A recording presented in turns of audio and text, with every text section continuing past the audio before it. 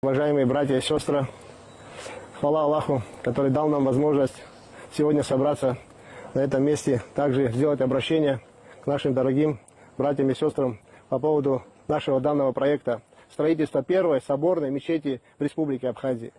Мы не раз делали обращение, хвала Аллаху, мы собрали некую сумму, залили основной фундамент данной мечети, который сегодня мы залили около 1450 квадратов территории фундамента. Дальше идет второй этап данного строительства, это цокольный этаж. Сейчас идет сбор на цокольный этаж, уже почти больше третью часть средств мы уже собрали.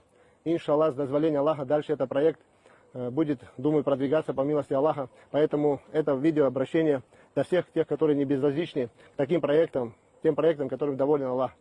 Я сегодня встретил тоже наших дорогих братьев, наших гостей, которые находятся в Медине, люди известные, хвала Аллаху. Многие наши братья их знают. Это уважаемый шейх Рустам. И я хотел бы, чтобы он тоже пару слов сказал по данному проекту. Бисмилля, альхамдулилля, салату вассалям аля расулилля. На самом деле, дорогие братья и сестры, достоинство возведения дома Аллаха, оно для всех известно. Нам достаточно слов посланника Аллаха, саллаху алейхи вассалям, который сказал: «Ман бана лилляхи бейтан, бан Аллаху лаху бейтан фил джанна». Тот, кто построит ради Аллаха мечеть, дом Аллаха, тому Аллах построит дом в раю. Поэтому у каждый верующий, который желает себе успеха в обоих мирах, который желает себе довольства Всевышнего Аллаха, не обходите стороной, участвуйте в том, чтобы даже непосильная помощь, это подобно тому, что вы построили, что вы имеете отношение к тому, чтобы была возведена эта мечеть. И это великий проект, это необходимая вещь для мусульман Абхазии. И мы уже не один год приезжаем к нашим братьям с Абхазии, у нас очень хорошие отношения.